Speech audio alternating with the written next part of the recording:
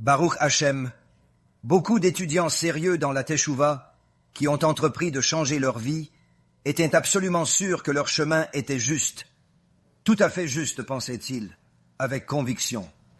Puis, ils ont réalisé ce qu'Hachem dit clairement dans la Torah, et ça a tout changé fondamentalement. Les sages se comparent aux textes. Je suis loin de ce niveau. La Teshuvah, c'est revenir à Hachem, car on n'y était pas, retourner à Hakadosh Baruch Hu. Le Hizuk est une Teshuvah, une connexion plus forte. Certains ont besoin de Hizuk, d'autres d'une Teshuvah complète, ou les deux. La Teshuvah signifie revenir à Hachem, indiquant qu'on n'y était pas pleinement, que l'on soit proche ou éloigné de lui, on n'était pas complètement là. La Teshuvah est donc ce retour sincère à Hakadosh Baruch Hu. Le Shizuk, lui, est aussi une forme de Teshuvah, mais c'est surtout une connexion plus forte et plus profonde à Hachem. Certains ont besoin surtout de Shizuk, d'autres d'une Teshuvah complète, et d'autres encore d'une combinaison des deux. Croyez-le ou non, beaucoup ignorent les péchés qu'ils commettent, ne sachant même pas que ce sont des péchés. Les conférences actuelles abordent souvent des sujets positifs et inspirants, mais rarement les interdits de la vie quotidienne. Souvent, les gens qui regardent nos shurim sont surpris d'apprendre que certaines choses que nous mentionnons sont interdites, alors qu'elles relèvent du judaïsme de base. C'est assez surprenant, en effet. Nous n'enseignons pas de chomrot, rigueur, ni ce qui dépasse la norme. Non, absolument pas. Notre génération est si ignorante que même les notions de base nous sont étrangères. C'est un fait. Beaucoup, même parmi les religieux, les ignorent malheureusement. Je vais simplement vous donner un exemple aujourd'hui. Vous savez, chaque jour je reçois, Baruch Hashem, quelques centaines de messages. Et bien que je ne puisse jamais rattraper le retard, nous faisons de notre mieux chaque fois que nous le pouvons. Chaque fois que quelqu'un vous envoie un message, il y a automatiquement, sur bon nombre de ces différentes plateformes, que ce soit WhatsApp ou d'autres plateformes, une photo de profil. Et pour dire la vérité, je dirais gentiment que 8 photos sur 10 que les femmes ont dans leur profil sont interdites. 8 sur 10, c'est énorme, c'est vraiment beaucoup. Parfois, on se demande simplement, de quelle planète cette personne vient-elle? Pourquoi voudrait-elle que tout le monde regarde cette photo? Pourquoi voudrait-elle que tout le monde regarde cette photo? Je me le demande vraiment, sincèrement. Vraiment, sincèrement. C'est une vraie question que je me pose. La réalité est que beaucoup ne réalisent même pas qu'ils ont cette image. Souvent, ils l'ignorent ou l'ont oubliée. Alors, je reçois des messages de différentes personnes et leur rappelle « Vous ressemblez à une personne religieuse qui fait Teshuvah, qui aime Hachem et veut faire sa volonté. Pourriez-vous me faire une faveur et changer votre photo de profil ?» De temps en temps, je rappelle aux gens « Hé, au fait, tu as l'air d'une personne religieuse. Tu as l'air d'une personne qui fait Teshuvah. Tu as l'air d'une personne qui aime Hachem. Tu as l'air d'une personne qui veut faire la volonté d'Hachem. Mais si tu pouvais te rendre service, et vraiment me rendre un service aussi, change ta photo de profil. » Selon le Shulchan Aruch, il est interdit de montrer de l'affection à sa propre épouse en public. C'est une question de pudeur, une question de tzniot. Une petite amie est hors de question, totalement hors de question, absolument inacceptable. Il est interdit de montrer de l'affection à sa femme en public. L'affection ne doit être montrée qu'en privé, strictement en privé, dans l'intimité du foyer. Si quelqu'un d'autre vous voit, c'est interdit.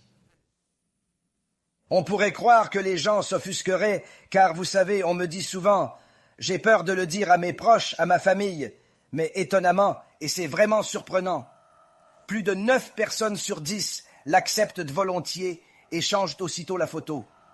C'est assez incroyable, vraiment. C'est presque toujours le cas, en fait. Souvent, ils oublient complètement la photo. Ils s'y habituent tellement. Vous oubliez que vous l'avez, cette photo d'avant votre Teshuvah, quand vous erriez sans vêtements, perdu. Vous oubliez son existence, le souvenir effacé. Sur Facebook, WhatsApp, ailleurs, elle est là. Oubliez. Oubliez, et personne ne vous le rappelle.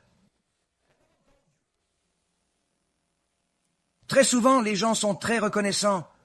Oh, waouh, merci beaucoup. J'avais complètement oublié. Je n'arrive pas à y croire. Parfois, ils changent immédiatement leur photo. Waouh, c'est toi aujourd'hui. Et comment tu étais avant, grâce à Dieu. C'est vraiment incroyable de voir un tel changement. Souvent, les gens y tiennent, et ils y tiennent vraiment énormément même. Parfois, les femmes ont leur photo de mariage, ou une photo d'elles célibataires, vous savez, des photos importantes, des souvenirs précieux. Après le mariage, le problème est que, célibataire, vous pouvez sortir sans vous couvrir les cheveux, tant qu'ils sont attachés modestement, en une simple queue de cheval. Mais, une fois mariée, ces photos sont interdites. Une femme ne devrait jamais avoir de photos d'elle sur Internet.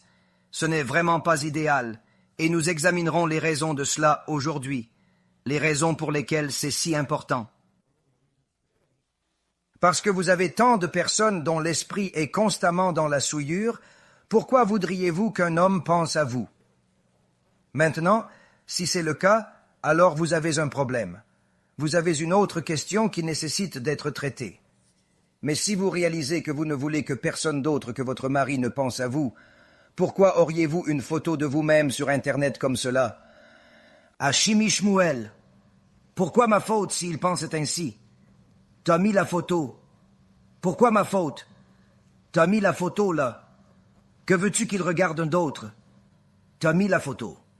La vérité, c'est que si t'as mis la photo, il existe un certain intérêt que vous avez pour que les gens vous regardent lorsque vous avez cette apparence. Souvent, vous voyez certains types de femmes mettre leurs photos sur Internet et elles sont intentionnellement provocatrices. Elles recherchent intentionnellement de l'attention. Il n'y a vraiment personne d'autre dans le monde pour qui je ressens plus de pitié qu'une telle personne. Parce que le nombre de péchés qu'une telle femme a accumulés dans son compte à chaque seconde, rien que par cette expression stupide avec ses lèvres pincées, rien que par la posture de son corps de telle manière, rien que par le port de certains vêtements, rien que par cette photo qui a pris 3 secondes à être faite, va lui coûter des millions d'années de souffrance. Des millions d'années de souffrance interminables, absolument interminables.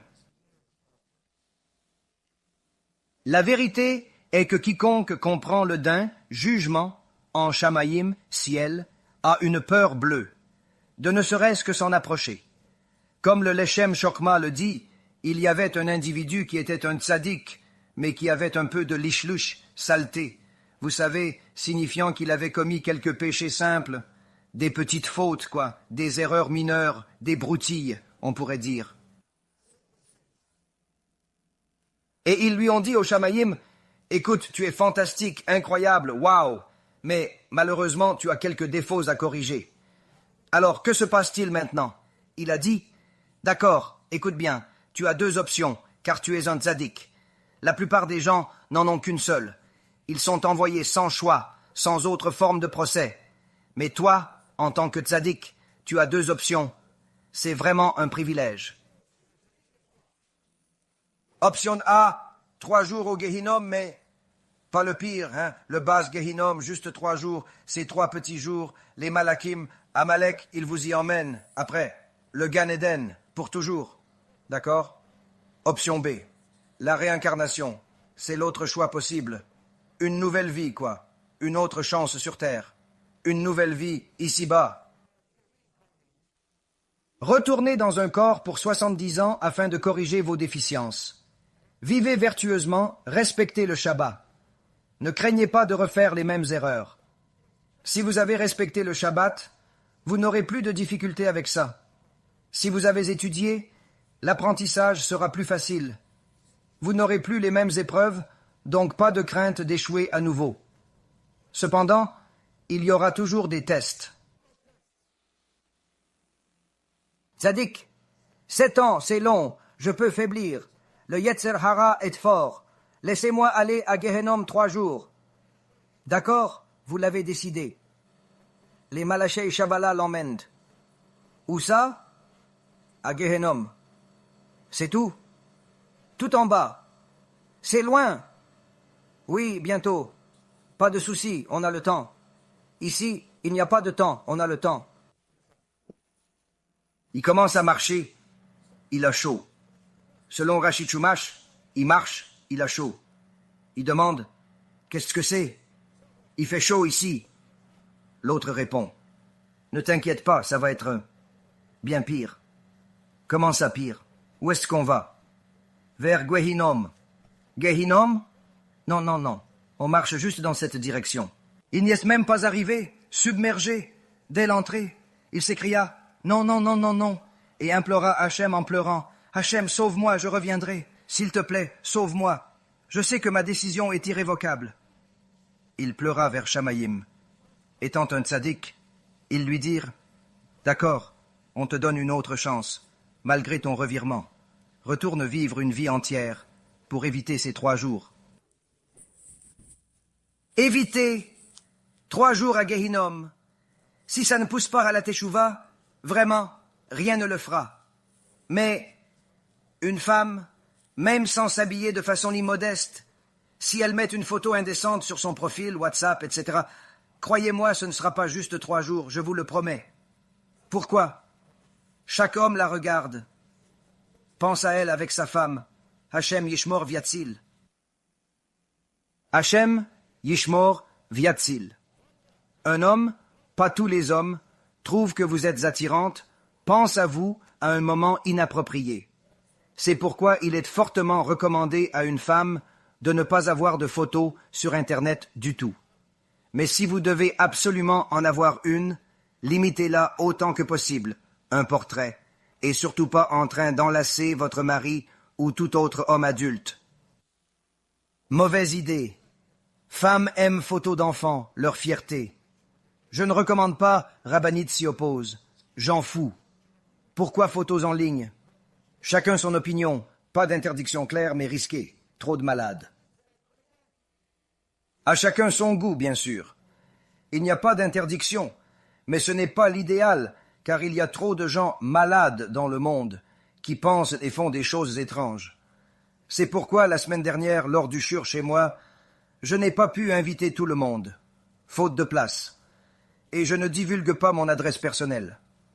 Pourquoi? Justement parce qu'il y a trop de gens malades. Trop de gens malades. Souvent, des inconnus venaient frapper à ma porte. « Je veux vous parler. » Me parler de quoi à 23 heures? Sortez. Qui êtes-vous? Que voulez-vous?